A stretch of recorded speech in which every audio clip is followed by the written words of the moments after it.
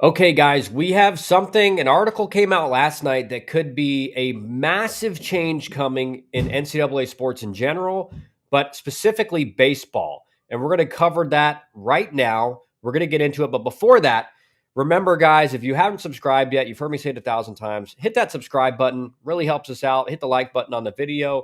If you're looking for a cheap throwing program, that you only need a bucket of balls and a net to throw into that I used in my entire career to go from 78 from the outfield to 90.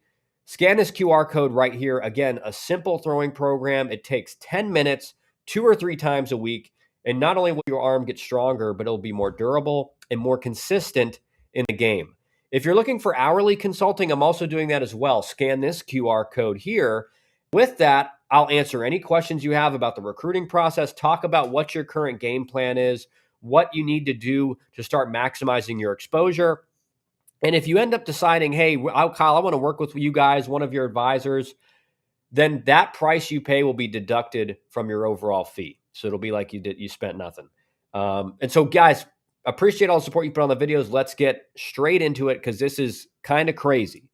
So from Ross Dellinger, a proposal from power conferences stands to remake NCAA governance and shift control of championships. Don't worry, I'll pull up the document here in a second. Per documents obtained by Yahoo Sports, the SEC, the Big Ten, the Big 12, and ACC are seeking an expansion of powers to include management of NCAA postseason events. Okay, so let's pull this thing up and go through this article, and I'll tell you kind of what I think is going to end up happening. All right, a proposal from the power conferences stands to potentially remake the NCAA governance and championship structure, shifting more authority to the power leagues over rulemaking, policy decisions, and even postseason events. So this is not just about postseason events. I mean, they want more power, more authority over rulemaking and policy decisions as well on top of postseason events.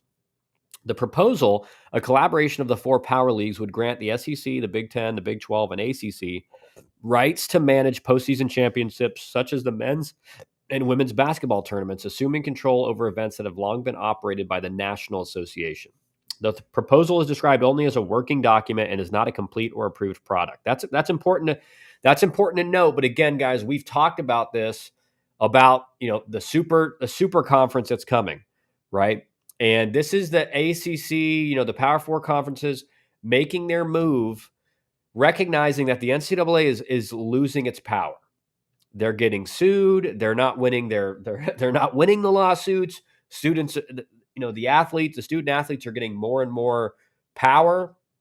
And this is the 4 major conferences saying, all right, now it's our time to make our move. We need to be given more power in this environment with what's going on. The proposal, however, as the NCAA works to establish a new governance model to coincide with the landmark settlement of the House antitrust case, the document indicates a clear direction from the Power Four conferences that they want an expansion of their previously existing autonomous legislative powers, not only for rulemaking and policy decision-making, but for NCAA championships as well, controlling concepts like tournament format, revenue distribution, selection committees, etc. So, this is where I think you could see an impact in college baseball. And one of the things that a lot of people in college baseball have been saying for years is there's one issue with the NCAA baseball tournament, and that is the regional format, that first round of the tournament when you're playing in a regional, because baseball is not a one-game sport.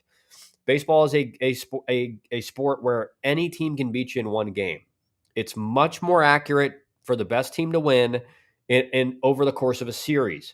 And so what a lot of baseball people, including myself, have said for years is that regional is not a great format for the start of college baseball, of the college baseball tournament. And there's multiple reasons for that. One, again, you're playing one game against a lot of people, a lot of different teams, and it makes it to where kind of, do you want the best team to win, or do you just want it to be kind of fluky? Whereas you could make it one extra round to where the 2 teams in that regional, instead of playing each other in a regional, they're each playing another team in a 3-game series, just like the super regionals.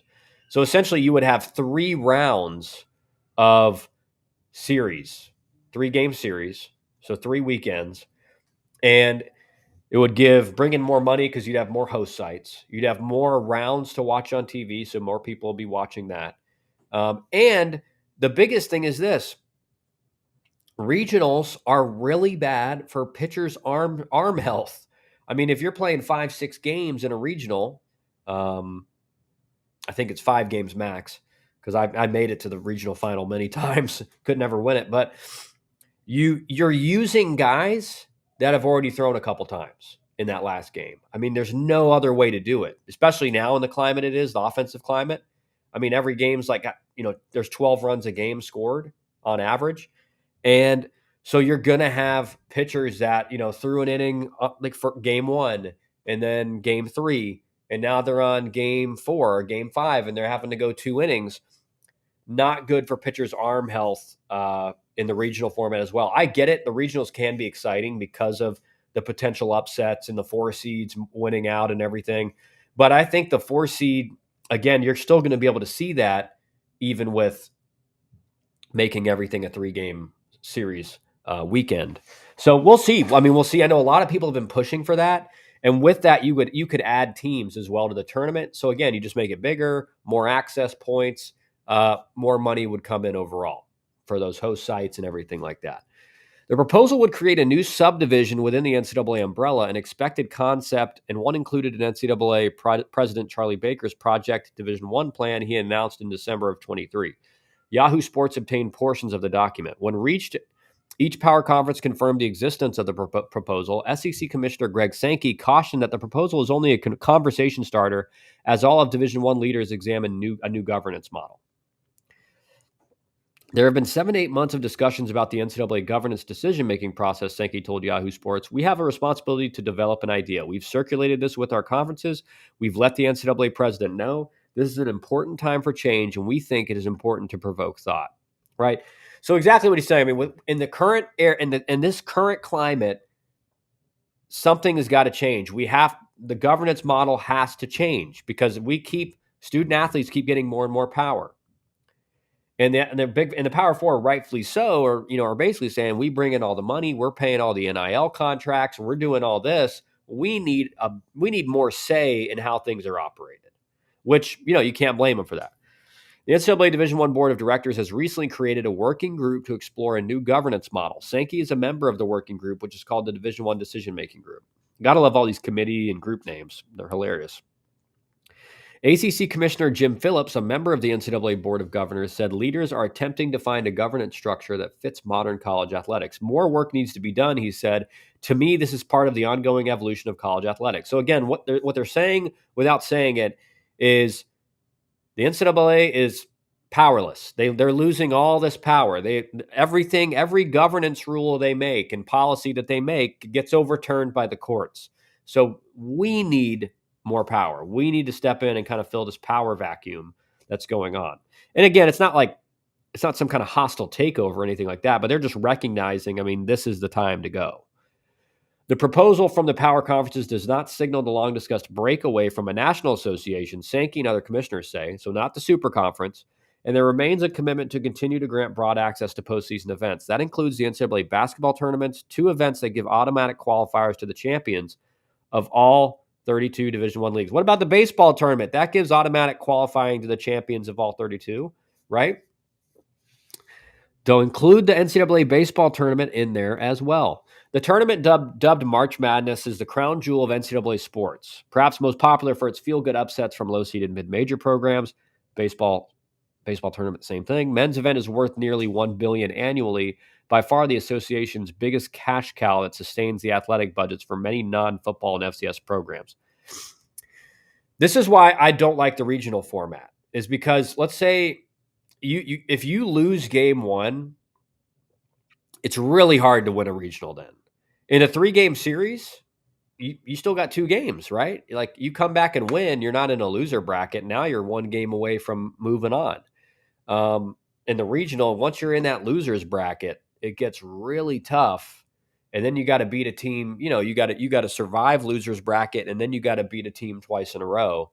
Depending on what happens. It just means you're playing like 5 games to win, whereas you can lose game 1 in a 3-game series and you got to play 2 games to win. You're not going to blow up all your arms for the next weekend and everything like that. The event is worth nearly $1 billion annually, by far the association's biggest cash cow that sustains the athletic budgets for many non-football and FCS programs. We still view the championships as binding us together, Sankey said. The basketball tournament is a national and American experience. Baseball tournament too. Do you think what happens in March is pretty cool? The Cinderella stories are part of the fabric, and we respect that reality. That is what separates baseball and basketball from football. In football, there's no, this mid-major came out of nowhere and made it to the 12 team playoff. That's just really never going to happen, right? It's just not going to happen. I mean, it's going to be the Power Four schools, because that's just how football is. Baseball and basketball is the talent disparity is much smaller from the mid-major level to the Power Four level. So what's good about the baseball and basketball tournaments is you do see schools of all kinds that are having a lot of success. But I guess they keep forgetting about the baseball tournament in this. Phillips called the tournament a national treasure, and he remains adamant in access points for all leagues. Brett Yormark, commissioner of the Big 12, calls the proposal part of a complete review of the entire model and a necessary modification to provide greater authority to the power leagues. We have no desire to compromise what makes college athletics so special, but instead we want to make necessary adjustments to reflect where the industry is going. He's saying, again, we're paying all the NIL money. We're the ones bringing in all the revenue. Like, we deserve a bigger say in what's going on and how these tournaments and how the postseason is run and the policies and everything like that. However, there is fear that granting the power conferences control of these marquee postseason events will limit opportunities for those mid-majors and possibly even reduce their revenue shares from the tournament. Such changes to the NCAA governance structure may require a vote of the full Division I membership, likely a difficult majority to obtain. Yeah, I mean, if the full Division I membership has to vote and say, hey, do we give the Power Four conferences control of everything? I mean, they're going to be like, no way. Especially because if they're going to, I mean, the Power Four conferences are loyal to their conferences, right? So they're going to do things that maximize exposure and everything and revenue share for those conferences. The other 28 conferences fear repercussions of ceding more authority to the Power Four. Multiple non-football playing and FCS executives told Yahoo Sports this week. The Power League, specifically the Big Ten and SEC, used threats of a breakaway to consolidate more revenue during the college football playoff negotiations last spring. The four leagues also spearheaded negotiations over the House settlement, agreeing to millions of dollars in back damages to former athletes, a portion of which will be paid by the non-power conferences without gaining their input. The moves have more rapidly grown a gulf between the four richest conferences in college athletics and everyone else. Already separated by massive resource and money gaps, the two groups, some believe, are nearing an untenable situation, roaring toward an eventual divorce. So, you guys have heard me talk about this. My friend who comments a lot on the streams, Dusty Isaacs, has brought this up. I mean, we've been headed now for a while, especially after these last 3 years with the portal, NIL, and everything, toward the super conference where, there's a separation of the Power Four and some select mid-major schools that kind of operate as Power Fours, even though they're not in that conference, and the rest of the NCAA Division I. The FCS, the non-football schools, because it's just you're playing in a league that you cannot compete in. Specifically in football is what I would say. The reason it hadn't happened already is because you do have basketball, you do have baseball, you have other sports where these schools are able to compete at a lot better or higher rate. But it seems like the more power the Power Four gets, it's almost inevitable that it's going to happen. This could be a real fight over the future of what college athletics looks like. One FCS leader said, at some point, we're going to have to call their bluff and say, take your ball and go. It seems to me that we are increasingly closer to that happening. The chances of the NCAA adopting the Power League's proposal is uncertain. The proposal was described by one as an aggressive solution that has real legs, but by another as having little to no chance to pass in its current iteration. If the Power Leagues don't get consensus in a full membership vote, they could withdraw from the association. So this is going to be a cat and mouse game, right? And it's going to be a game of chicken. If the Power Four doesn't get what they want, are they going to threaten to leave the NCAA? And then is that a bluff? Are they just hoping to get the other Division I members to agree to something? Or are they actually prepared and ready and have something ready to step away from the NCAA? That is something, I mean, they would have to get things in the background solidified for that to happen. However, that presents another problem. The Power Leagues and NCAA entered into a 10-year agreement as part of the House settlement, binding the entities together through 2035. Power Conference's commissioners began to circulate their proposal to school presidents and administrators earlier this week, a decision that is not coincidentally timed. The annual NCAA convention begins next week in Nashville, where leaders of all three divisions meet to debate and discuss key legislation items. A new governance model is a long-discussed issue that became a priority after the NCAA agreed to settle 3 antitrust lawsuits over athlete compensation, most notably the House case. And we've been over that.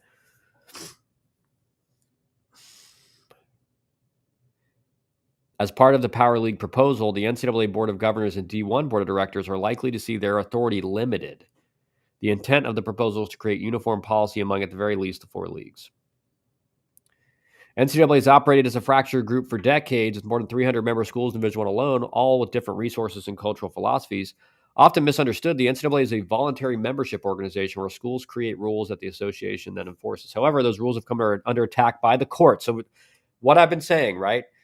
The NCAA has all these rules that it enforces, and as the governing body of all these schools, but the NCAA seems to have virtually no power because all it takes is one student athlete taking something to court, and then ultimately it gets thrown out and they can't enforce it anymore. And then everyone else takes it to court, and then it becomes the NCAA can't do anything about it.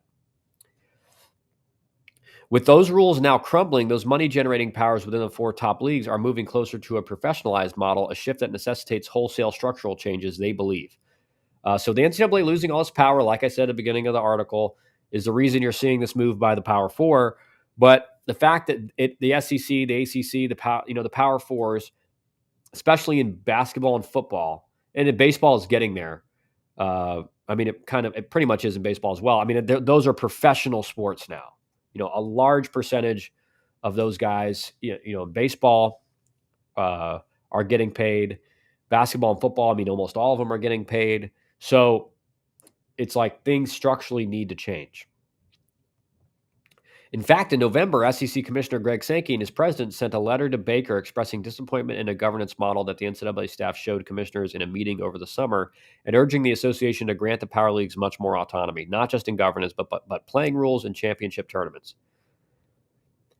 Sankey has long expressed publicly his frustration in the NCAA governance model for its slow, bureaucratic process and the inclusion of lower-tier school representatives on policymaking committees. But lately, Sankey and other commissioners, namely Yormack and Phillips, have stumped for both more access points in championships for their programs and representation on NCAA championship selection committees. Currently, the NCAA officials are in active negotiations with CBS and Warner Brothers Discovery over an idea to expand the men's and women's basketball tournament to add 4 or 8 teams. So you're seeing this idea coming with the basketball tournament. I think we're going to see it come soon with baseball as well, as that is becoming a bigger thing and much more watched thing. Every year, the college baseball tournament has more viewers, brings in more money, everything. So it's only logical you're going to expand. You're going to add teams to that to give people more options to view it and everything like that. So, guys, I want to know what you think in the comments about this article. Like we've seen, this is probably going to happen, right? And what are the changes that are going to come if the SEC, the Big 10, the Big 12, the ACC have a lot more control over these tournaments, these postseason events, policymaking, rules, decisions, everything like that? Let me know what you think in the comments. Again, if you're looking for help in the recruiting process, scan this QR code right here, and we'll be back with you again tomorrow with another video. Thank you for all your support.